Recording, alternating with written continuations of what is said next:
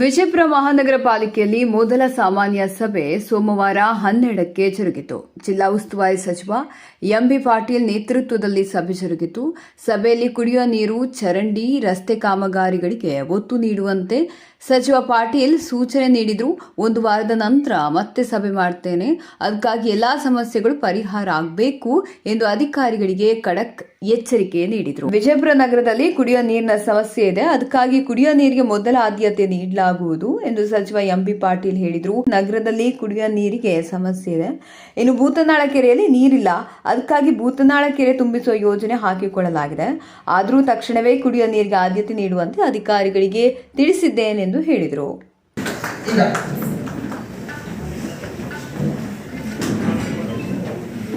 ಅವರಿಗೆ ಶ್ರೀ ಬರಮಾಡಿಕೊಳ್ಳಬೇಕಂತ ವಿನಂತಿ ಮಾಡ್ತೇನೆ.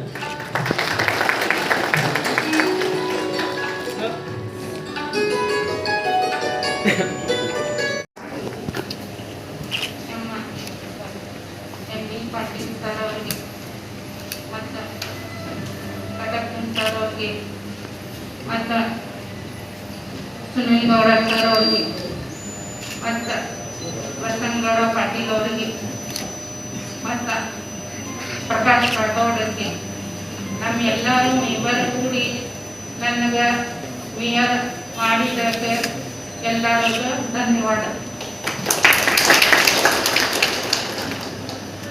ನಾನು ಇಡೀ ಬಿಜಾಪುರಿನಲ್ಲಿ ಏನೇನು ಕೆಲಸ ಇದೆ ನಾ ಎಲ್ಲ ಹಿರಿಯವರು ತಗೊಂಡು ಎಲ್ಲ ಮಾಡ್ತೀನಿ ಅಂತ ನಮ್ಗೆ ಎಲ್ಲರಿಗೂ ಮಾತಾಡ್ಕೊಡ್ತೀನಿ. ಇಂದು ದಿನಾಂಕ 29/1/2024 ಆಯೋಜಿಸಿದ ವಿಜಯಪುರ ಮಹಾನಗರ ಪಾಲಿಕೆಯ ಮೊದಲನೆಯ ಸಾಮಾನ್ಯ ಸಭೆಗೆ ಎಲ್ಲ ಜನಪ್ರತಿನಿಧಿಗಳು ಹಾಗೂ ಪಾಲಿಕೆಯ ಎಲ್ಲ ಚುನಾಯಿತ ಸದಸ್ಯರಿಗೂ ಮತ್ತು ವಿಜಯಪುರ ಮಹಾನಗರ ಪಾಲಿಕೆಯ ಎಲ್ಲ ಅಧಿಕಾರಿ ಸಿಬ್ಬಂದಿ ವರ್ಗದವರಿಗೂ ಆತ್ಮೀಯವಾಗಿ ಸ್ವಾಗತಿಸುವುದರ ಜೊತೆಗೆ ಬರುವ ದಿನಗಳಲ್ಲಿ ವಿಜಯಪುರ ಮಹಾನಗರ ಪಾಲಿಕೆಯನ್ನು ಇನ್ನೂ ಹೆಚ್ಚು ಅಭಿವೃದ್ಧಿ ಪಥದಲ್ಲಿ ಮುನ್ನಡೆಸಲು ತಮ್ಮೆಲ್ಲರ ಸಹಕಾರ ಅತ್ಯಗತ್ಯ. ಮಾನ್ಯ ಜಿಲ್ಲಾ ಉಸ್ತುವಾರಿ ಸಚಿವರು ಹೆಚ್ಚಿನ ಒತ್ತನ್ನು ಕೊಡುತ್ತಾ ವಿಜಯಪುರ ಮಹಾನಗರ ಪಾಲಿಕೆಯನ್ನು ಹೆಚ್ಚಿನ ಅನುದಾನ ಬಿಡುಗಡೆಗೊಳಿಸಲು ವಿನಂತಿಸಿರುತ್ತೇನೆ. ಜೊತೆಗೆ ಸಭೆಯಲ್ಲಿ ಉಪಸ್ಥಿತಿಯಲ್ಲಿರುವ ಎಲ್ಲ ಬಾಂಧವರಿಗೂ ನನ್ನ ಈ ಸೇವಾ ಅವಧಿಯಲ್ಲಿ ಪಾಲಿಕೆಯನ್ನು ಸದರಿ ಪಾಲಿಕೆಯನ್ನಾಗಿ ಅಭಿವೃದ್ಧಿಗೊಳಿಸಲು ತಮ್ಮ ಸಹಾಯ ಹಸ್ತವನ್ನು ನನ್ನೊಂದಿಗೆ ಸದಾ ಇರಲಿ ಎಂದು ಆಶಿಸುತ್ತಾ ಸಾಮಾನ್ಯ ಸಭೆಯನ್ನು ಪ್ರಾರಂಭಿಸಲು ಸೂಚಿಸುತ್ತೇನೆ.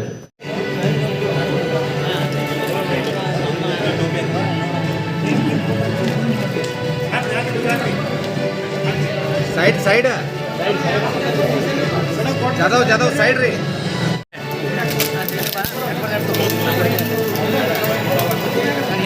ಚೇರ್ ತಗೊಂಡು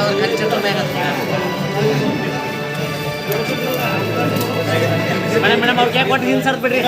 ಅವ್ರು ಕೇಕ್ ಕೊಟ್ಟು ಹಿಂದೆ ಸರ್ದ್ ಬಿಡ್ರಿ.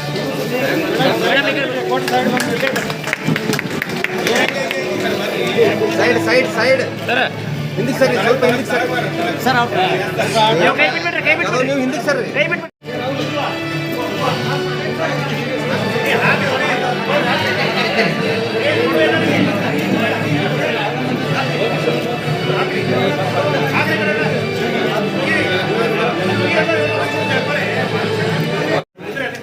Okay sir.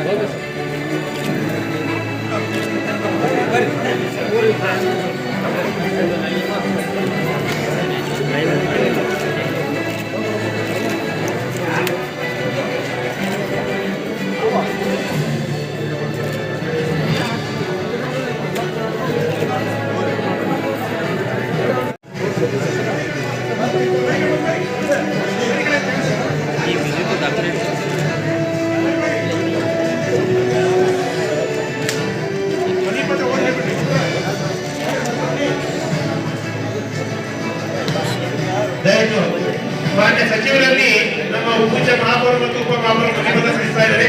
ದಯವಿಟ್ಟು ನಮ್ಮ ಉಪಮಹಾಪೌರ ಓದಿ ಹೇಳಬೇಕಾಗ್ತದೆ.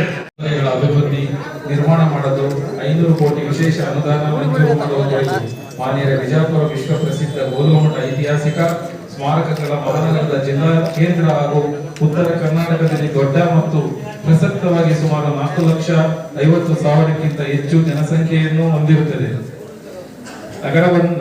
ಈ ನಗರವು ದಿನದಿಂದ ದಿನಕ್ಕೆ ವೇಗವಾಗಿ ಬೆಳೆಯುತ್ತಿದ್ದು ಇಂದಿಗೂ ವಿಶೇಷವಾಗಿ ರಸ್ತೆ, ಚರಂಡಿ, ಒಳಚರಂಡಿ, ಮೇಲ್ಸೇತುವೆ, ನಿಯಮಿತವಾಗಿ ಶುದ್ಧ ಕುಡಿಯುವ ನೀರು ಪೂರೈಕೆ, ಶೌಚಾಲಯಗಳ ನಿರ್ಮಾಣ ಹೀಗೆ ಹಲವಾರು ಸಮಸ್ಯೆಗಳಿಂದ ಬಹುತೇಕ ವಾರ್ಡ್ಗಳಲ್ಲಿ ಮೂಲಭೂತ ಸೌಕರ್ಯಗಳ ಕೊರತೆಯಿಂದ ಸಾರ್ವಜನಿಕರಿಗೆ ತೊಂದರೆಯಾಗುತ್ತಿದೆ ಹಾಗೂ ಸದರಿ ಸಮಸ್ಯೆಗಳನ್ನು ಪರಿಹರಿಸಲು ಕನಿಷ್ಠ ಕಡೆಗಳಲ್ಲಾದರೂ ತುರ್ತಾಗಿ ಮೂಲಭೂತ ಸೌಕರ್ಯಗಳ ಅಭಿವೃದ್ಧಿ ನಿರ್ಮಾಣ ಮಾಡುವುದು ಸಾರ್ವಜನಿಕರ ಹಿತದೃಷ್ಟಿಯಿಂದ ಅವಶ್ಯಕವಾಗಿರುತ್ತದೆ ಹಾಗೂ ಸದರಿ ಅಭಿವೃದ್ಧಿ ಕಾಮಗಾರಿಗಳನ್ನು ನಿರ್ಮಾಣ ಮಾಡಲು ಅಂದಾಜು 500 ಕೋಟಿ ವಿಶೇಷ ಅನುದಾನ ಅವಶ್ಯಕತೆ ಇರುತ್ತದೆ. ಕಾರಣ ವಿಜಯಪುರ ನಗರದ ವಿವಿಧ ಅತ್ಯವಶ್ಯಕತೆಗಳಿಂದ ಸಾರ್ವಜನಿಕ ಹಿತದೃಷ್ಟಿಯಿಂದ ಕನಿಷ್ಠ ಮೂಲಭೂತ ಸೌಕರ್ಯಗಳನ್ನು ಅಭಿವೃದ್ಧಿಪಡಿಸಲು 500 ಕೋಟಿ ವಿಶೇಷ ಅನುದಾನವನ್ನು ಮಂಜೂರು ಮಾಡಬೇಕಾಗಿ ವಿನಂತಿಸುತ್ತೇವೆ.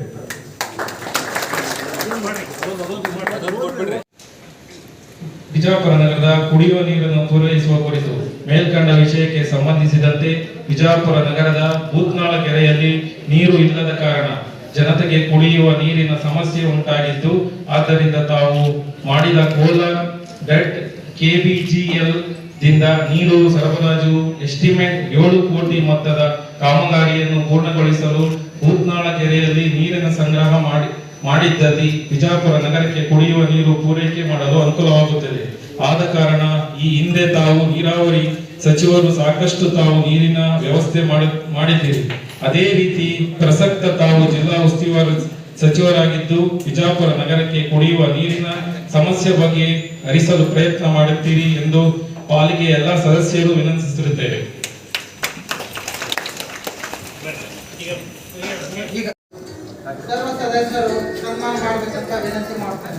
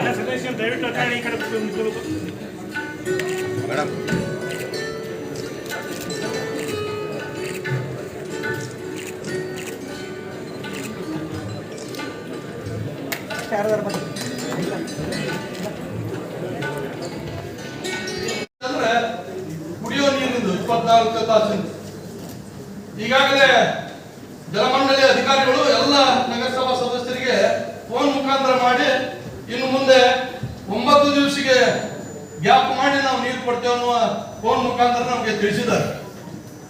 ಬಹುಶಃ ಯಾಕಂದ್ರೆ ಇದು ನೂರಾರು ಕೋಟಿ ಖರ್ಚು ಮಾಡೋದಂತ 24/7 ನೀರಿನ ಕುಡಿಯೋ ನೀರಿನ ಯೋಜನೆ. ಇವತ್ತು 9-10 ದಿವಸಿಗೆ ನೀರು ಕೊಡ್ತೇನೆ ಅನ್ನುವ ಏನು ಫೋನ್ ಬರ್ತಲ್ಲ, ಇದು ಬಹಳ ಕೇಳುವಂತ ವಿಷಯ. ನಾವು ಇದನ್ನ ಜಲಮಂಡಳಿ ಅವ್ರ ಕಡೆ ಬಂದವರು ಸ್ಪಷ್ಟೀಕರಣ ಕೇಳೋದು, ಏನೇನೋ ಆಗಿದೆ ಅಂತ ಕೇಳೋದು, ಅವರಿಂದ ಮೊದಲು ಅರ್ಥ ಮಾಡ್ಕೊಳ್ಳುತ್ತೆ. ಅರ್ಥ ಮಾಡಿದ್ರೆ ನನ್ನ ಕಡೆನೂ ಕೆಲವೊಂದು ವಿಷಯಗಳಿದಾವೆ. ಅಂದರೆ ಅದನ್ನು ನಾನು ಮತ್ತು ತಾವೆಲ್ಲರೂ ಕೂಡ ಮುಕ್ತವಾಗಿ ಒಂದು ಗಂಟೆಗಳ ಕಾಲ ಒಂದು ದಿವಸ ಕುಡಿಯಲಿದೆ. ವಿಶೇಷವಾಗಿ ಉಳಿದೆಲ್ಲ ವಿಷಯಗಳು ಕಡಿತಿರ್ತಾರೆ, ಮತ್ತೊಂದು ಮೀಟಿಂಗ್ ಅಂತ ಕೂಡ ಬರ್ತದೆ. ಏನು ಭಾಳ ಡಿಫ್ರೆನ್ಸ್ ಆಗಿದೆ. ನೀವು ಗ್ರಾಂಟ್ ಕೇಳಿದ್ರಿ, ನಾವು ಮುಖ್ಯಮಂತ್ರಿಗಳಿಗೆ ಮತ್ತು ನಮ್ಮ ಸುರೇಶ್ ಒಂದ್ಸಲ ನೀವು ಬರಾಕತ್ತಾರೆ ಬೆಂಗಳೂರಿಗೆ. ನಾನೀಗ ಹೇಳ್ತೀನಿ, ಒಂದು ಭೇಟಿ ಮಾಡಿಸಿ ನಿಮ್ಮ ಒಂದು ಮನವರಿಕೆ ಅದ್ರ ಬದಲು ನೀವು 500 ಕೋಟಿ ರೂಪಾಯಿ ತಿಂಗ್ ಕೊಟ್ಟರೆ ಆಗಲ್ಲ. ಅದಕ್ಕೆ ಒಂದು ಆ್ಯಕ್ಷನ್ ಪ್ಲಾನ್ ಬೇಕಾಗ್ತದೆ. 500 ಕೋಟಿಯಲ್ಲಿ ನೀವು ಏನೇನು ಮಾಡ್ತೀರಪ್ಪ ಅಂತ ಹೇಳಬೇಕಾಗ್ತದೆ.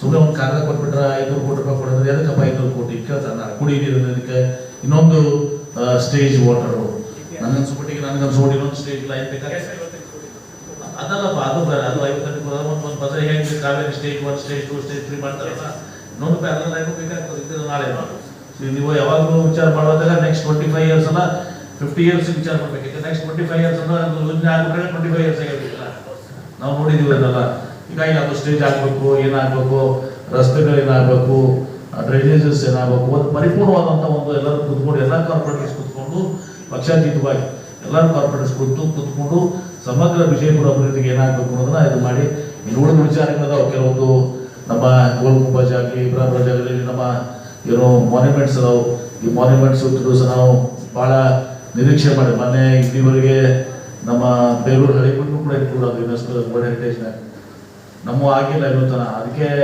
ನಾನು ಈಗಾಗಲೇ ಹೇಳಿದ್ದೀನಿ ಅದೇನು ಮುಖ್ಯ ಕಾರ್ಯದರ್ಶಿಗಳು ಕರ್ನಾಟಕ ಸರ್ಕಾರ ಅವರು ಮತ್ತು ಇಲ್ಲಿ ರಾಜ್ಯ ಜಿಲ್ಲಾಧಿಕಾರಿಗಳು ಇದೊಂದು ಕೋರ್ಡಿನೇಷನ್ ಮಾಡಿಕೊಂಡು ನಮ್ಮ ಯುನೆಸ್ಕೋ ವರ್ಲ್ಡ್ ಹೆರಿಟೇಜ್ ಹಾಕಿದ್ರೆ ಒಂದು ಡೆವಲಪ್ಮೆಂಟ್ಗೂ ಕೂಡ ಪ್ರವಾಸಿಗರು ಬರ್ತಾರೆ ಫಂಡ್ಸು ಬರ್ತದೆ ಆಮೇಲೆ ವರ್ಲ್ಡ್ ಹೆರಿಟೇಜ್ ಆದ್ಮೇಲೆ ಅದು ಸ್ವಲ್ಪ ಇದೂ ಕೂಡ ಇಂಪ್ರೂವ್ ಆಗ್ತದೆ ಆ ದಿಶೆಯಲ್ಲಿ ಕೂಡ ನಾವು ಇದು ಮಾಡಬೇಕಾಗಿದೆ ಮತ್ತು ನಮ್ದು ಇನ್ನೂ ಕೂಡ ಏನು ನಿಮ್ಮ ಈಗ ಸ್ವಚ್ಛ ಭಾರತ ಇದ್ರಾಗ ಅಲ್ಲಿನೂ ಕೂಡ ಈಗ ಮೈಸೂರು ಹೆಂಗಿದಲ್ಲ ವಿಜಯಪುರ ಕೂಡ ಇವತ್ತು ಇದು ಆಗಬೇಕು ಇಂಥ ವಿಚಾರಗಳು ಭಾಳಷ್ಟು ಇದಾವೆ ನಾನು ಕೂಡ ಚರ್ಚೆ ಮಾಡ್ತೀನಿ ನಾನು ಪೂರಕವಾಗಿ ನಿಮ್ಗೆ ಬೆಂಬಲಿಸಿ ನಾನು ಮಾತಾಡ್ತಾ ಇದ್ದೀನಿ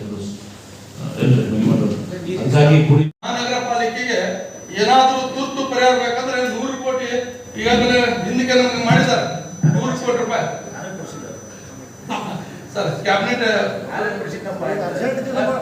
ಬಿಜಾಪುರದಲ್ಲಿ ನಮ್ಮ ಮಹಾನಗರ ಪಾಲಿಕೆ ಆದಾಯ ಇದ್ದರು ಸರ್ ಒಬ್ಬರಿಗೆ ಏನು ಬಡ್ಡಿ ಆಕರಣೆ ಮಾಡ್ತಾರಲ್ಲ ಬಹುಶಃ ನಾವು ಒಂದು ಉದಾಹರಣೆ ಬಂತು ಬಡ್ಡಿ 234%, ಅಂದ್ರೆ ಒಂದು 100 ರೂಪಾಯಿ ಅವರು ತುಂಬಬೇಕಿದ್ರೆ 234%, 234 ರೂಪಾಯಿ ಬಡ್ಡಿ ತುಂಬಬೇಕು.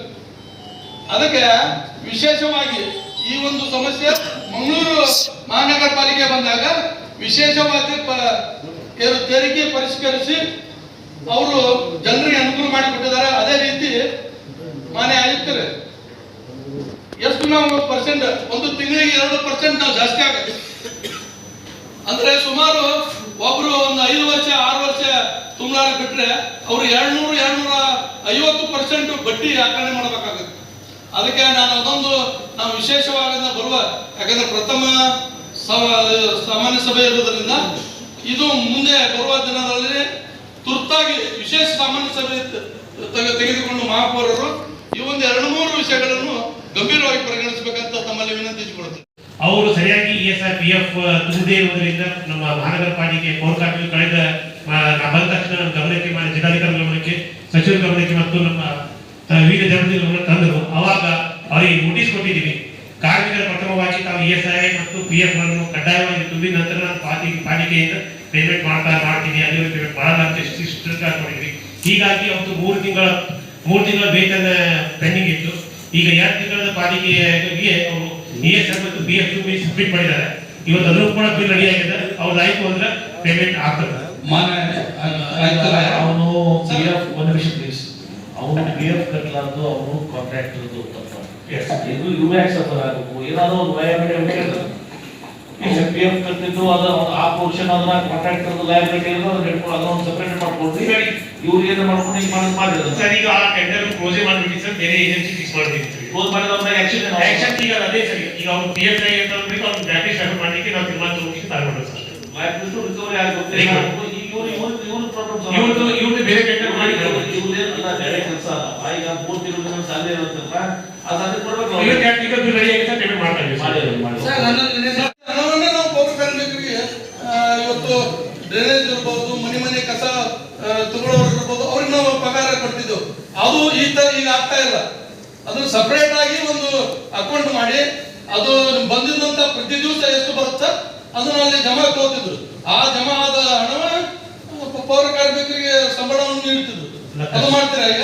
ಮಾಡ್ತಾ ಇದ್ದೀವಿ. ಕಸದ ಶುಲ್ಕ ಪ್ರತ್ಯೇಕವಾಗಿ ಖಾತೆ ಅದ, ಅದನ್ನು ತಗೊಂಡು ಕಡಿಮೆ ಬೀಳ್ತದ ಅಮೌಂಟ್ ಮತ್ತೆ ನಾವು ಸಾಮಾನ್ಯ ರೀತಿಯಿಂದ ಕೊಡ್ತಾ ಇದ್ದೀವಿ. ಯಾಕೆ 3-4 ತಿಂಗಳ 5 ತಿಂಗಳ ಹಾಕ್ಬೇಕು?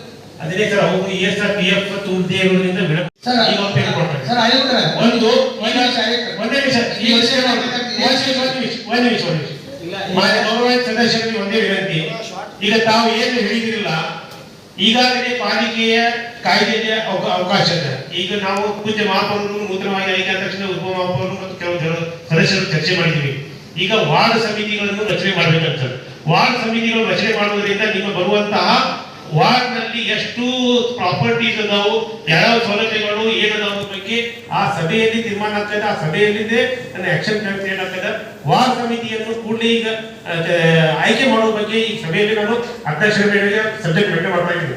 ಅದು ಆಯ್ತು ಅಂದ್ರೆ ನಿಮ್ಮ ವಾರ್ಡ್ ಮಟ್ಟದಲ್ಲಿ ನಿಮ್ಮ ತೀರ್ಮಾನಗಳನ್ನು ಕೈಗೊಳ್ಳಲು ಆಗ್ತದೆ. ಜೊತೆಯಲ್ಲಿ ಸಾಮಾನ್ಯ ಸಭೆಯನ್ನು ಕೂಡ ಕ್ಲೀನ್ ಆಗಿ ನಾವು ಆಕ್ಷನ್ ಪ್ಲಾನ್ ಸಬ್ಜೆಕ್ಟ್ ಮಾಡಬೇಕಾಗ್ತದೆ. ಆ ಒಂದು ದೃಷ್ಟಿಯಿಂದ ಮಾಡ್ತಾ ಇದ್ವಿ.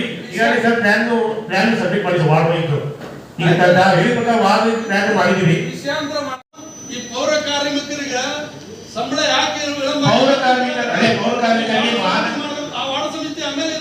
ಕಾರ್ಮಿಕರಿಗೆ ಮಹಾನಗರ ಪಾಲಿಕೆಯಿಂದ ವಿಳಂಬ ಆಗ್ತಾ ಇಲ್ಲ. ನೇರವಾಗಿ ನಾವು ಸಂಬಳವನ್ನು ಕೊಡ್ತೇವೆ. ನೇರವಾಗಿ ಗುತ್ತಿಗೆ ಆಧಾರ ಕೆಲವೊಂದು ನೇರ ಪಾವತಿ ಅಪ್ಡೇಟ್ ಮಾಡ್ತಾ ಇದೀವಿ. ಈಗ ಔಟ್ಸೋರ್ಸ್ ಟೆಂಡರ್ ಇಲ್ಲಿ ಮೂರು ಟೆಂಡರ್ ಖಾಯಂ ಪೌರ ಕಾರ್ಮಿಕರು ಬೇರೆ, ನೇರ ಪಾವತಿ ನೋಡಿ ಕನ್ಫ್ಯೂಸ್ ಮಾಡ್ಕೊಂಡಿದ್ರಿ. ನೇರ ಪಾವತಿ ಮಾಡೋರು ಕೊಡ್ತಾ ಇದಾರ. ಈ ಕಾಂಟ್ರಾಕ್ಟ್ ಥರ್ಡ್ ಪಾರ್ಟಿ ಕಾಂಟ್ರಾಕ್ಟರ್ ಬಂದಾರ, ಅವನಿಗೆ ಲಯಬಿಲಿಟಿ ಇರ್ತದ. ಪಿ ಎಫ್ ಅದು ತುಂಬುದು ಅವ ಪಿ ಅಲ್ಲಿ ಬಹಳ ಗಂಭೀರ violation. Government of state government central government ಅದನ್ನ ಪಿ ಎಫ್ ವಯೋಲೇಷನ್ಸ್ ಬಹಳ ಗಂಭೀರವಾಗಿ ಪರಿಗಣಿಸ್ತಾರೆ. ಅವರು ಪಿ ಎಫ್ ಅದೆಲ್ಲ ಕಟ್ಟಿಲ್ಲ. ಅದಕ್ಕೆ ಆ ಒಂದು ಸೆಕ್ಷನ್ ಬಿಟ್ಟು ಆ ಒಂದು ಕಾರ್ಮಿಕರು ಬಿಟ್ಟು ಉಳಿದವರೆಲ್ಲ ಪೇಮೆಂಟ್ ಮಾಡ್ತಾರೆ. ಮಾಡಿದರೆ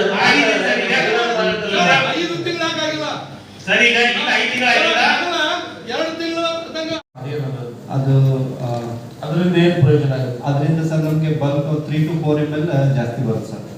ನಮ್ಗೆ ಈಗ ಜಾಸ್ತಿ ಡಬಲ್ ಪಂಪಿಂಗ್ ಮಾಡಿದ್ರೆ ಅದು ಪೈಪ್ ಹೊಡಿತಾ ಇದಾವೆ ಸರ್.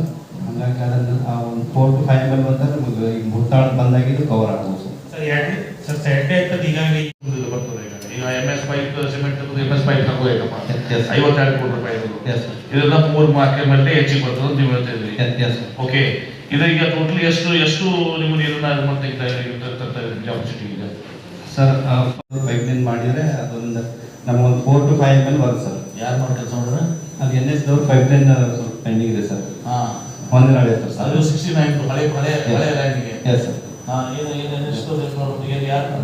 ಸರ್, ಇದು ಆಕ್ಚುಲಿ NX ರೋಡ್ ಮಾಡುವಂತಾಗ ಮಧ್ಯಾಹ್ನ ಪೈಪ್ ಲೈನ್ ಹೊಡೆದು ಬಿಟ್ಟಿದ್ರು ಸರ್. ಐಕ ಪೈಪ್ ಯಾರು ಅವರೇ ಮಾಡ್ತಕ್ಕಂಥ ಅವರೇ ವರ್ಕ್ ಸ್ಟಾರ್ಟ್ ಇದೆ. 2030 ಅದರದ್ದು ಅಲ್ಟಿಮೇಟ್ ಇಯರ್ ಪ್ರೊಜೆಕ್ಷನ್ ಇದೆ ಸರ್. ಈಗ 23 years ಆಯ್ತು. Yes sir.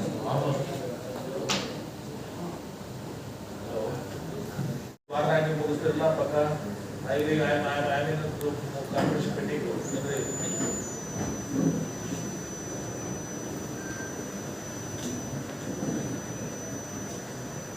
ಯಾಕಂದ್ರೆ ಕುಡಿದ ಭಾಳ ಶಾರ್ಟೇಜ್ ಅದ, ಸ್ವಲ್ಪ ಪ್ರಯಾರಿಟಿಲೇ ಮುಗಿದ ಕೆಲಸ. ಓಕೆ ಆಯ್ತಾ? ಅವು ಇದು ಮಾತು ಕೊಡ್ತೀರಾ ಇಲ್ಲ? ಓಕೆ ಓಕೆ ಓಕೆ ಮುಗಿಸ್ಬೇಕು. ಯಾಕಂದ್ರೆ ಮುಂದೆ ಯಾರು ಮಾಡಿ ಅಷ್ಟು. ಓಕೆ ಓಕೆ ಓಕೆ, ನೀವು ಜವಾಬ್ದಾರಿ ಕೊಡೋಣ. ನಾನು ಹೇಳ್ತೇನೆ, ಯಾಕಂದ್ರೆ ಎಲ್ಲರೂ ಮುಂದೆ ಮಾತು ಕೊಡ್ತಾ ಇದ್ದಾರೆ. ಓಕೆ, ಒಂದು ವೀಕ್ನಾಗ ಅವರು ಈಗ ಲೈನ್ ಮುಗಿಲಕ್ಕೆ ಬಂದಂತ 1 ವೀಕ್ನಲ್ಲಿ ಅವರು ಮುಗಿಸ್ಕೊಡ್ತಾರಂತ. ಸೆಕ್ಯೂರ್ ಆಗುತ್ತೆ. ಓಕೆ, ನೆಕ್ಸ್ಟ್ ಬಿಜಾಪುರ ಜಿಲ್ಲೆದ ಎಷ್ಟು ನಿಮ್ಮ ಪರ್ಟಿಕ್ಯುಲರ್ಲಿ ಸಿಟ್ಯಾಗ್ ತಾಜ್ ಬಾಡಿ ಈ ಎಲ್ಲ ಬಾಡಿ ಕ್ಲೀನ್ ಮಾಡಿಸ್ಕೊಟ್ರಿ. ಯಾಕಪ್ಪ ಅಂದ್ರೆ ನಮಗೇನದ ಕ್ಲೀನ್ ಮಾಡಿಸೋದು ಕೊಡೋದಂದ್ರೆ ಅದಕ್ಕೆ ಮೋಟ್ರ್ ಕೊಡಿಸ್ಕೊಟ್ಟಿದ್ವಿ. ನಮ್ಮ ಉದ್ದೇಶ ಯಾರದು ಮಾತಾಡಬೇಡಲಿ, ಸುಮ್ಮನೆ ಇರಿ ಪ್ಲೀಸ್. ಈಗ ನಾನು ನಿಮಗೆ ಏನು ಕೇಳ್ತೇನೆ, ನಿಮ್ಮ ಬಾಡಿಸ್ನಾಗ ಈ ಏನು ಬೌಡೀಸ್ ಅದ ಕ್ಲೀನ್ ಮಾಡಿ ಬೌಡೀಸ್ ಅದ, ಈ ಬೌಡಿಗಳಿಂದ ನೀರನ್ನು ಕುಡಿಯಕ್ಕೆ ತಗೋಬೇಡ್ರಿ. ಯಾಕಂದ್ರೆ ಈಗೆಲ್ಲ ಈಗ 84 ml 50 ml 15 ರೂಪಾಯಿ ಬರ್ತದೆ ಅಂತ ಕೂಡ. 50 ml ಕುಡಿಯಕ್ಕೆ ಎಷ್ಟು ಇರ್ತದ್ರಿ ಒಬ್ಬ ಮನುಷ್ಯನಿಗೆ? ಮತ್ತೆ 3 ಲೀಟರ್.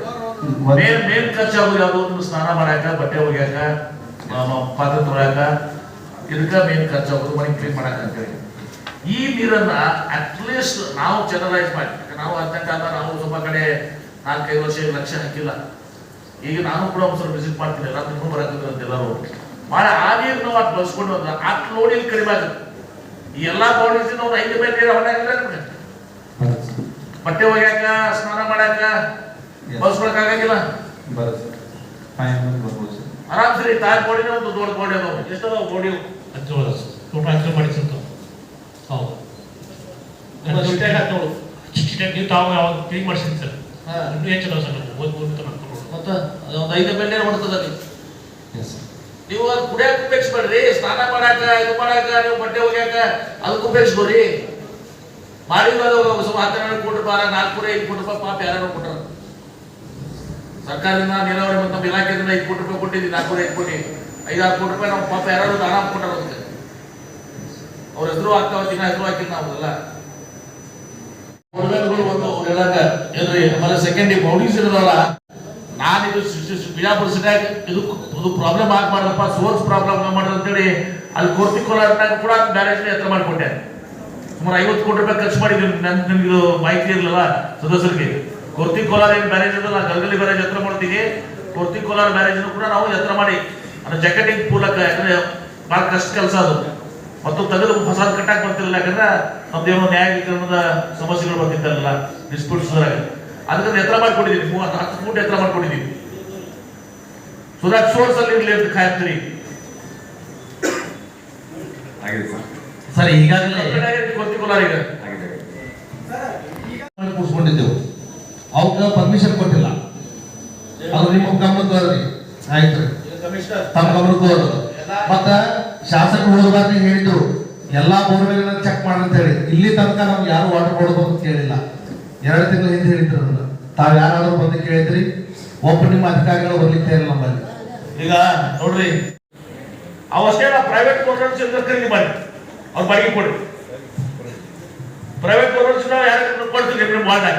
ಪ್ರೈವೇಟ್ ಬೋರ್ವೆಲ್ಸ್ ಬಾಡಿಗೆ ಕೊಡ್ತದೆ. ನಾವು ಜಿಲ್ಲಾಧಿಕಾರಿ ಹೇಳ್ತೀವಿ, ಅದು ಪ್ರೈವೇಟ್ ವಾಹನ ಕೊಡ್ತೀವಿ. ಒಂದು ಬಾಡಿ ಪುಕ್ಕಟಾಗಿ ತಗೊಳ್ಬೇಡ, ಬಾಡಿಗೆ ಕೊಡ್ರಿ. ಯಾರೇ ಪಾಪ ಪ್ರೈವೇಟ್ ಬೋರ್ವೆಲ್ಸ್ ಕೊಟ್ಟಿದ್ರ ನಿಮ್ಮ ವಾರ್ಡ್ನಾಗಿದ್ರೆ ಆ ಬೋರ್ವೆಲ್ಸ್ ಕೂಡ ನಾವು ಆ ಬಾಡಿಗೆ ತಗೊಳ್ಳೋದು. ಹಾ ಹೌದು, ಒಂದು ಎಕ್ಸಿಸ್ಟಿಂಗ್ ಬೋರ್ವೆಲ್ಸ್ ಏನಾವು ಸದಸ್ಯರು ಹೇಳಂಗಲ್ಲಿ ಯಾರು ನೀವು ಮೋಟರ್ ಕುಡಿಸಿಲ್ಲ ಏನೋ ಮಾಡಿದಂತೆಲ್ಲ ಅದು ಆಗ್ಬೇಕು ಬಾರ್ಪುಟಿಂಗ್. ಸೆಕೆಂಡ್ ಥಿಂಗ್, ಎಲ್ಲಿ ಯಾರು ಬಾಡಿಗೆ ಕೊಡ್ತಾರ ಏನ್ರಿ ಒಂದೇನೋ ಕೊಡ್ತೀವಪ್ಪ, ಇಲ್ಲಿ ಮಾರ್ತದ ನೋಡ್ರಿ. ಡಿಸಿ ಹೋಗಿ ಹೇಳ್ತೀನಿ ನಾನು, ಹೇಗೆ ನಮ್ಮ ಡಿಸಿ ಹೋಗ್ತದೆ, ಡಿಸಿ ಹೋಗಿ ಮಾಡ್ತದೆ. ಆ ಬಾಡಿಗೆ ಕೊಡ್ತಾರೆ, ಆ ಬಾಡಿಗೆ ನಾವು ಕೊಡ್ತೀವಿ. ಅದರಲ್ಲಿ ಆ ಬಾಡಿಗೆ ಕೊಟ್ಟು ಇದು ಮಾಡಿ ಈ ತಾಜ್ ಬೌಡೀಸ್ ಇವೆಲ್ಲ ಈ ಬೌಡಿಗಳಿಂದ ನೀರು ತಗೊಂಡು ನೀವು ಸಪ್ಲೈ ಮಾಡ್ಬೇಕು. ಟ್ಯಾಂಕರ್ ಕೂಡ ಹಚ್ಕೊಡ್ರಿ, ಆ ಬೌಡಿಯಿಂದ ನೀರು ತಗೊಳ್ರಿ. ಕುಡಿಯಾಕ ಅವರು ಪೈಪ್ ಲೈನ್ ಉಪಯೋಗಿಸ್ಲಿ. ನಾನು ಏನ್ ಹೇಳ್ತೀನಿ, ಬರೀ ನಾವು ಕೊಟ್ಟಿರೋದು ಎಲ್ಲಿ ಕೊಡ್ತಾರ ಈ ಲೆಕ್ಕ ಇಷ್ಟೇ ಐತಿ. ಸರ್ ಒಂದು ಸಬ್ಮಿಷನ್ ಸರ್. ಈಗ ನೀರಿನ ಸಮಸ್ಯೆ ಭಾಳ ಇದೆ. ಸಮಸ್ಯೆ ಆಗಿದೆ ಈಗ 9 ದಿವಸ 11 ದಿವಸ ಈಗ ಒಂದು ತಂತ್ರವಾಗಿ 1969 ಏನು ಕಾರ್ಯಕ್ರಮ ಆ ಪೈಪ್ ಕೊಟ್ಟಿದ್ರು ಅದನ್ನ ಕಂಪ್ಲೀಟ್ ಮಾಡ್ಕೊಡ್ತೀವಿ. ಅದರಿಂದ 4 ಗಂಟೆ ಸಿಗುತ್ತೆ. ಈಗ ನಾನು ಇವತ್ತು ದಿವಸ ಕಾರ್ಪೊರೇಷನ್ ಕಮಿಷನರ್ಗೆ ನಮ್ಮ ಗಮನಕ್ಕೆ ತರ್ತಾ ಇದ್ದೀನಿ. ಈಗ ನಮ್ಮ ಕುಡಿ ನೀರಿನ ಲೆಕ್ಕದಲ್ಲಿ ಅಲ್ಲಿ ಬೋರ್ವೆಲ್ಸ್ ಇದಾವು, ಸರ್ಕಾರದಿಂದ ಬೋರ್ವೆಲ್ಸ್ ಇದಾವು. ಆ ಬೋರ್ವೆಲ್ಸ್ ಅವ್ರಿಗೆ ಮೋಟರ್ ಕೊಡಿಸಿಟ್ಟು ಏನು ಕೊಡಬೇಕು. ಒಂದು ಸೆಕೆಂಡ್ ಥಿಂಗ್, ಬೌಡೀಸ್ ಇದಾವಲ್ಲ, ಬೌಡೀಸ್ನು ಕೂಡ ಅಲ್ಲಿ ಮೋಟರ್ ಕೊಡಿಸಿದಲ್ಲ, ಎಲ್ಲ ಪ್ರಾಬ್ಲಮ್ ಆಗಿದ್ದಲ್ಲ, ಅದಕ್ಕೆ ಅದು ಮಾಡಿಸಿ ಆ ಬೌಡಿಗಳನ್ನ ನೀರು ಕೊಡಬೇಕು. 2ನೇದು. 3ನೇದು, ಈಗ ನಾವು ಹೆಂಗೆ ಅಲ್ಲಿ ಈಗ ಪ್ರೈವೇಟ್ ಬೋರ್ವೆಲ್ಸ್ ಅಂತ ತಗೋತೀವಲ್ಲ, ಪ್ರೈವೇಟ್ ಬೋರ್ ಹಾ ಆ ರೇಟ್ ಅಂತ ನೀವು ಕಮಿಷನರ್ಸ್ ಕಳಿಸಿ ಏನ್ರಿ ದುಡ್ಡು ಮಾತಾಡ್ಕೊಂಡು ಅವ್ರಿಗೆ ನೀವು ರೆಂಟ್ ಫಿಕ್ಸ್ ಮಾಡಬೇಕು. ಕಾರ್ಪೊರೇಟ್ಸ್ ಎಲ್ಲರೂ ಸಹಕಾರ ಮಾಡ್ತಾರೆ, ಪಕ್ಷಾತೀತವಾಗಿ ಎಲ್ಲರೂ ಕಾರ್ಪೊರೇಟ್ ಸಹಕಾರ ಮಾಡ್ತಾರೆ. ಸ್ವಲ್ಪ ಪಾರ್ಟ್ ಆಗಿರೋ ಪ್ರೈವೇಟ್ ಬೋರ್ವೆಲ್ಸ್ ನಾವು ಅವ್ರು ಬಾಡಿಗೆ ಕೊಡ್ತಾರೆ. ಈಗೆಲ್ಲ ಇಷ್ಟೊತ್ತನ ನಾನು ಇವತ್ತು ಭಾಗವಹಿಸಿದ್ದು ಪ್ರಮುಖವಾಗಿ ವಿಜಯಪುರ ನಗರಕ್ಕೆ ಕುಡಿ ನೀರಿನ ಸಮಸ್ಯೆಗಳಿದೆ. ಅದನ್ನು ತುರ್ತಿರುವಂಥ ಸಮಸ್ಯೆಗಳಿಗೆ ಮೊದಲು ಒತ್ತು ಕೊಡಬೇಕು, ಆ ಸಮಸ್ಯೆಗಳ ಬಗೆಹರಿಸಬೇಕು. ನಮಗೆ ಒಂದನೇ ಸ್ಕೀಮ್ನಲ್ಲಿ 1ನೇ ಸ್ಟೇಜ್ನಲ್ಲಿ 2ನೇ ಸ್ಟೇಜ್ನಲ್ಲಿ 3 ಸ್ಟೇಜ್ ಆಗಿದ್ದಾವೆ. ಒಂದು 1969 ನನ್ನ ತಂದೆಯವ್ರ ಕಾಲದಾಗ ಆಗಿದ್ದು ಆ ಒಂದು ಸ್ಟೇಜು. ತದನಂತರ ಒಂದು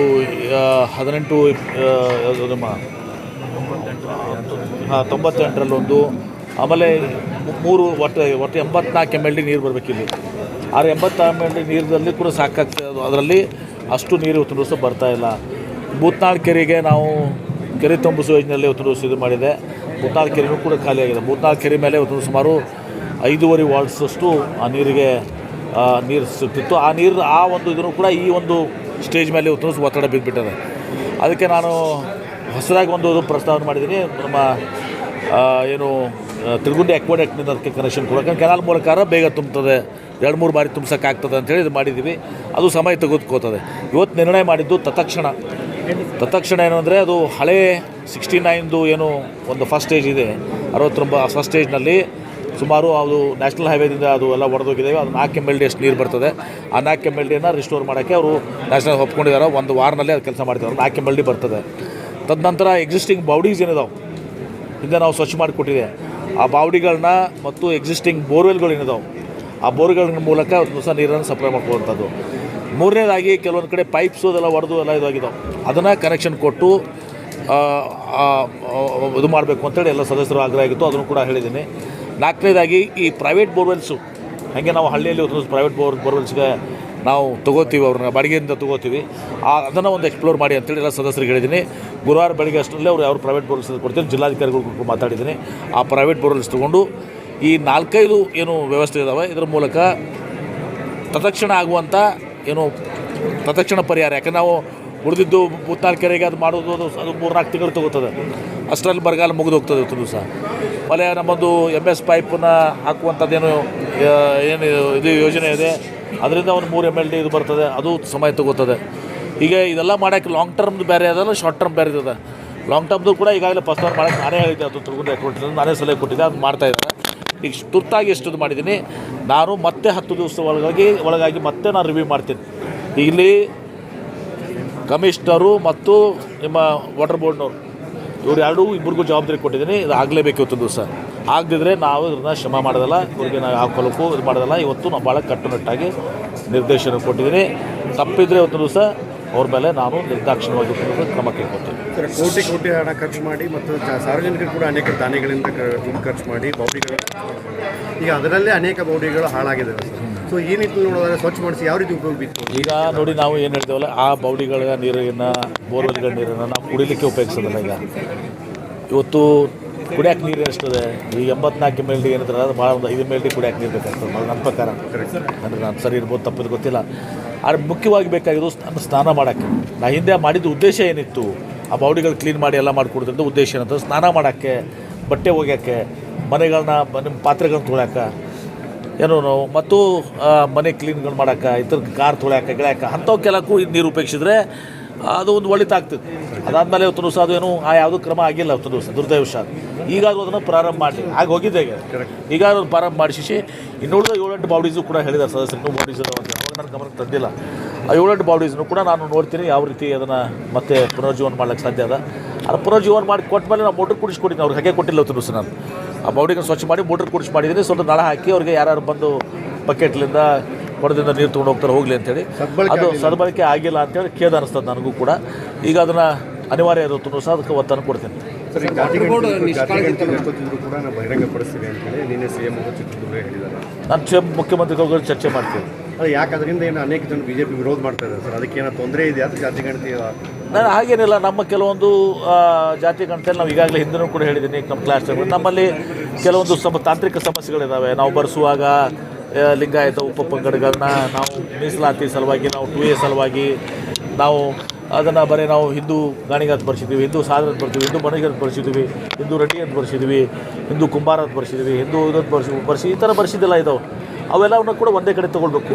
ಒಂದೇ ಹೆಣ್ಣ ಲಿಂಗಾಯತ ಯಾವ ಉಪಜಾತಿಗಳು ಗೊತ್ತಿದೆ ಇವತ್ತು ಸರ್. ಒಂದೇ ಹೆಣ್ಣ ತೊಗೋಬೇಕು ಅಂತ ಮುಖ್ಯಮಂತ್ರಿಗೆ ನಾವು ಹೇಳಿದ್ದೀವಿ. ಬಹುಶಃ ಮುಖ್ಯಮಂತ್ರಿಗಳು ಅದನ್ನು ಗಮನಿಸ್ತಾರೆ ಅಂತ ನಮಗೆ ವಿಶ್ವಾಸ ಇದೆ. ಚುನಾವಣೆ ಒಳಗಡೆ ಘೋಷಣೆ ನೋಡಿ, ನಾನು ಮುಖ್ಯಮಂತ್ರಿ ನನಗೆ ಗೊತ್ತಿಲ್ಲ ಇವತ್ತು ಸಹ ಮುಖ್ಯಮಂತ್ರಿಗಳು ಚರ್ಚೆ ಮಾಡ್ತೀವಿ. ಇದನ್ನು ಸರಿಪಡಿಸಿದ್ರೆ ನಮ್ಮದೇನು ಅದಾಗಿಲ್ಲ. ನಮ್ಮ ಲಿಂಗಾಯತ ಉಪಪಂಗಡಗಳು ಎಲ್ಲ ಒಂದೇ ಇದರಲ್ಲಿ ಬರಬೇಕು. ಒಕ್ಕಲಿಗರ ಉಪಪಂಗಡಗಳು ಎಲ್ಲಾದ್ರೆ ಬರಬೇಕು. ಬೇರೆ ಯಾವುದಿದ್ರು ಕೂಡ ಅದನ್ನು ಬರಬೇಕು. ಎಲ್ಲರೂ ನಮ್ಮದು ಅಷ್ಟೇ ಅಲ್ಲ, ಅದು ಬರಬೇಕು ಆ ಉಪಪಂಗಡಗಳು. ಇಲ್ಲಕಂದರೆ ಅವತರನ್ನ ಬಿಟ್ಟು ಹೋಗ್ಬಿಟ್ಟು ಅವರು ಹಿಂದೂ ಗಾಣಿಗಾತ್ ಬರ್ಸಿದ್ದಾರೆ, ಹಿಂದೂ ಬಣಜಿಗಾತ್ ಬರ್ಸಿದ್ದಾರೆ, ಹಿಂದೂ ಸಾದರತ್ ಬರ್ಸಿದ್ದಾರೆ, ಅವ್ರು ಬಿಟ್ಟು ಹೋದರೆ ಅವ್ರು ಲಿಂಗಾಯತ ಬರ್ಸಿಲ್ಲ. 2A ಎಲ್ಲ ಬರ್ಸಿದ್ದಾರೆ. ಲಿಂಗಾಯತ ಬರ್ಸಿದ್ರೆ 2A ಸಿಕ್ಕೋದಲ್ಲ ಅಂತೇಳಿ ಬಿಟ್ಟರೆ ಒಂದು ಸಹ ಅನ್ಯಾಯ ಆಗ್ತದೆ. ಆವಾಗ ನಮ್ಮ ಲಿಂಗಾಯತ ಪರ್ಸೆಂಟೇಜ್ 17 ಇದ್ದು 9-10 ಬರ್ತದೆ. ಇದು ಆತಂಕ ನಮ್ಮಲ್ಲಿದೆ ಇವತ್ತು ದಿವಸ. ಅದು ಸರಿಪಡಿಸಬೇಕು ಅಂತೇಳಿ ನಾವು ಮುಖ್ಯಮಂತ್ರಿಗಳು ವಿನಂತಿ ಮಾಡ್ಕೊಂಡಿದ್ವಿ. ಬಹುಶಃ ಇದೆಲ್ಲನೂ ಕೂಡ ಕಮಿಷನ್ದವರು ಗಮನ ಹರಿಸ್ತಾರೆ, ಅದನ್ನು ಬಗೆಹರಿಸ್ತಾರೆ ಅಂತ ವಿಶ್ವಾಸ ಇದೆ. ಆ ಬಗ್ಗೆ ಮತ್ತು ಮುಖ್ಯಮಂತ್ರಿಗಳು ಒತ್ತಾಯ ಮಾಡ್ತೀವಿ ಸರ್. ರಾಷ್ಟ್ರಪತಿಗಳಿಗೆ ಏಕವಚನದಲ್ಲಿ ಮಾತಾಡೋ ಬರದಲ್ಲಿ ಮಾತಾಡಿದ್ದಾರೆ. ಅಂದರೆ ಮೊನ್ನೆ ಅವ್ರ ಬಗ್ಗೆ ಏಕವಚನದಲ್ಲಿ ಮಾತಾಡಿದಾಗ ಅದಕ್ಕೂ ಕೂಡ ಖಂಡನೆ ವ್ಯಕ್ತ ಆಗಿದೆ. ಅವರು ನೋಡಿ ಅವ್ರು ಹೇಳಿದ್ದಾರೆ ಈಗ ಅವತ್ತು ಸಹ ಮಾತಾಡೋ ಬರದಲ್ಲಿ ಮಾತಾಡಿದ್ದೀನಿ ಅಂತ ಅದಕ್ಕೆ ವಿಷಾದ ವ್ಯಕ್ತಪಡಿಸಿದ್ರೆ ಅಲ್ಲಿಗೆ ಮುಗಿತದ ಸರ್. ವಾಟರ್ ಬೋರ್ಡ್ ಸಂಪೂರ್ಣ ನಿರ್ಲಕ್ಷ್ಯ ಆಗಿದೆ ಸರ್. ಆಮೇಲೆ ಸರ್ ವಾಟರ್ ಬೋರ್ಡ್ ಪ್ರಮುಖವಾಗಿ ಏನು ಅಂತಂದರೆ ಅವರು ನಾಳೆನೇ ರಿಟೈರ್ಮೆಂಟ್ ಆಗ್ತಾ ಇರೋ ಕಾರಣಕ್ಕೆ ಏನು ಅಂತಂದರೆ ಈ ರೀತಿ ನಿರ್ಲಕ್ಷ್ಯ ಅದಕ್ಕೆ ಈ ರೀತಿ ನಿರ್ಲಕ್ಷ್ಯ ತೋರ್ತಾ ಇದ್ದಾರೆ. ಅದಕ್ಕೆ ಯಾರು ಕೂಡ ನಾಳೆನೇ ಅವ್ರು ರಿಟೈರ್ಮೆಂಟ್ ಆಗ್ತಾ ಇದ್ದಾರೆ. ಅದೇ ಕಾರಣಕ್ಕಾಗಿ ಈ ರೀತಿ ಒಂದು ನಿರ್ಲಕ್ಷ್ಯ ತೋರಿಸಿದ್ರೆ ಅನೇಕ ಸದಸ್ಯರು ಅವ್ರು ಹೋದ್ರೆ ಮತ್ತೊಬ್ರು ಬರ್ತಾರೆ. ಯಾರು ಜೈನ್ ಕಂಪ್ನಿಗೆ ಅನೇಕ ವಿರೋಧಗಳು ವ್ಯಕ್ತ ಆಗ್ತದೆ. ಅಂದರೆ ಅನೇಕ ರೀತಿ ಜೈನ್ ಕಂಪ್ನಿ ಒಂದು ದಿವಸ ಕೆಲವೊಂದು ವಾರ್ಡ್ನಲ್ಲಿ ಕಂಪ್ಲೀಟ್ ಏನು ಮಾಡಿದ್ದಾರೆ, ಅದು ಕಂಪ್ಲೀಟ್ ಮಾಡಿದ್ಮೇಲೆ ಇವತ್ತು ದಿವಸ ಇವ್ರು ಕೊಡಬೇಕಾಗ್ತದೆ, ಕಾರ್ಪೊರೇಷನಿಂದ ಇದು ಮೇಂಟೆನೆನ್ಸ್ ಕೊಡಬೇಕಾಗ್ತದೆ ಅವ್ರ ಮುಖಾಂತರ. ಆ ವಾರ್ಡ್ ಜಿಲ್ಲಾಧಿಕಾರಿಗಳು ನಾನು ಹೇಳಿದೆ, ಜಿಲ್ಲಾಧಿಕಾರಿಗಳು ಮೀಟಿಂಗ್ ಮಾಡಿದ್ದಾರೆ. ಬಹುಶಃ ಅವರು ಒಂದೇನೋ ಒಂದು ಜಿಲ್ಲಾಧಿಕಾರಿ ಒಂದು ಏನೋ ಬಹುಶಃ ಅವ್ರಿಗೆ ಕೇಳಿದ್ರೆ ಗೊತ್ತಾಗ್ತದೆ ಅವ್ರು ಏನು ಡಿಸಿಷನ್ ಬಂದಿದ್ದಾರೆ ಅಂಥೇಳಿ. ಬಹುಶಃ ಅವಾಗ ಏನು ಪ್ರಪೋಸ್ ಮಾಡಿದ್ರು ಅಂದರೆ ಯಾವ ವಾರ್ಡ್ ಕಂಪ್ಲೀಟ್ ಮಾಡಿದ್ದಾರೆ ಅಷ್ಟಕ್ಕೆ ಮಾತ್ರ ಕಾರ್ಪೊರೇಷನ್ ಥ್ರೂ ಪೇಮೆಂಟ್ ಮಾಡ್ಬೇಕಂತೇಳಿ, ಏನು ಮೇಂಟೆನೆನ್ಸ್ಗೆ. ಇದಕ್ಕೆ ಮೇಂಟೆನೆನ್ಸ್ ಇವ್ರ ಮೇಲೆ ಬರ್ತದೆ. ಅದಕ್ಕೆ ಜಿಲ್ಲಾಧಿಕಾರಿಗಳು ಒಂದು ಸಭೆ ಮಾಡಿದ್ದಾರೆ. ಅವ್ರಿಗೆ ನಾನು ಇದನ್ನು ಒಪ್ಪಿಸಿದ್ದೆ, ನಾನು ಕೆಲಸನ ಅವ್ರು ಮಾಡಿದ್ದಾರೆ. ಬಹುಶಃ ಅವ್ರ ಕ್ರಮ ಕೈಗೊಳ್ತಾರೆ. Thank you sir.